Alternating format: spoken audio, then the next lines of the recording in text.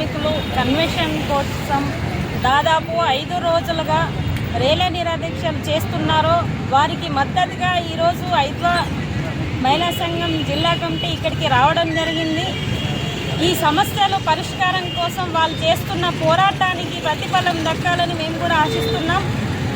రాష్ట్ర ప్రభుత్వము విద్యుత్ కార్మికుల సమస్యలను దృష్టిలో పెట్టుకొని వారి సమస్యల పరిష్కారం కోసం ఆలోచించి వాళ్ళ సమస్య పరిష్కరించాలని చెప్పేసి ఐద్వా మహిళా సంఘంగా డిమాండ్ చేస్తున్నాం.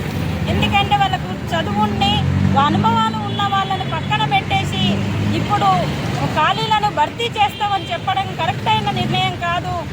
ఏదైతే మీరు ఉన్న ఆర్టిజన్ కార్మికులను కన్వర్షన్ చేసిన తర్వాత ఇంకేమైనా మిగిలి ఉంటే అప్పుడు మీరు భర్తీ చేయాలని చెప్పేసి ఐద్వా మహిళా సంఘంగా డిమాండ్ చేస్తున్నాం.